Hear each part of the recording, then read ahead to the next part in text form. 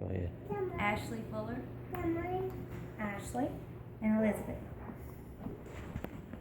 Paige, Angie. The selfish act of texting and driving.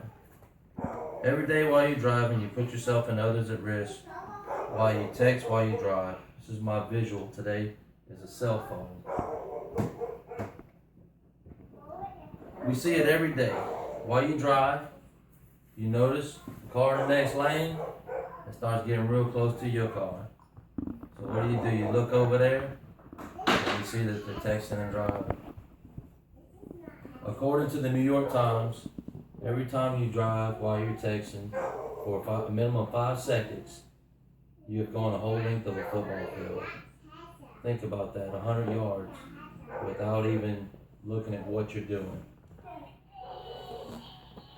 Today, I want to share some facts with you that will hopefully enlighten you and educate you about the dangers of texting and driving.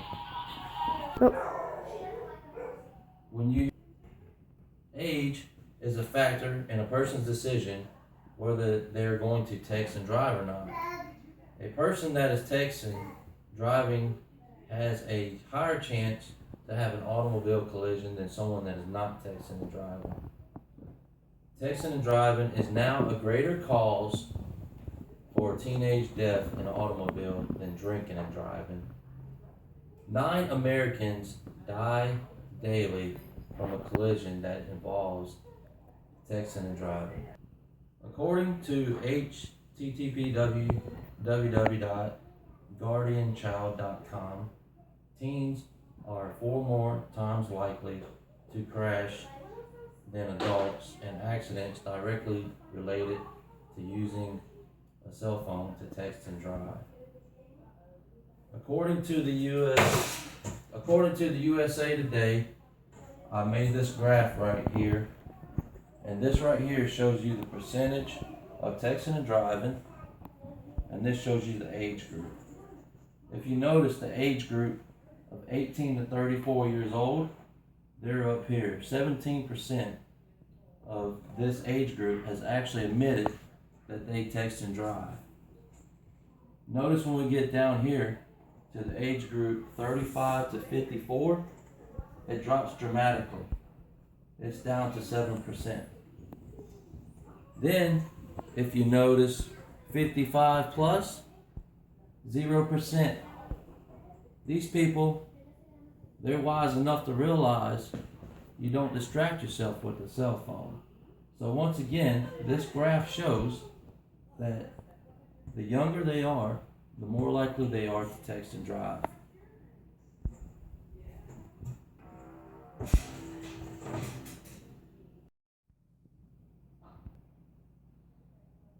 If you text and drive, you are more likely to have a collision than if you weren't texting and driving. According to the New York Times, a study found that when drivers texted, they were 23 times more likely to have an automobile accident than if they weren't texting and driving. Think about that for a second. 23 times more likely than if you were just paying attention and driving the way you're supposed to. Texting and driving has now killed more teenagers than drinking and driving. Think about that for a second.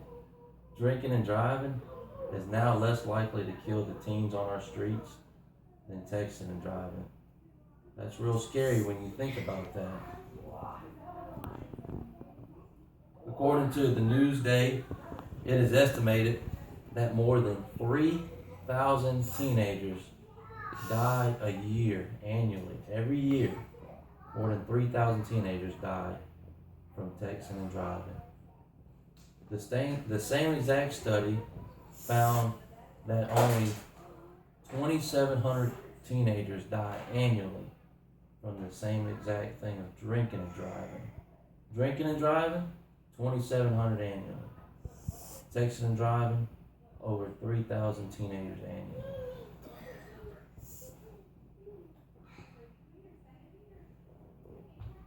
Americans are killed daily from the selfish act of texting and driving.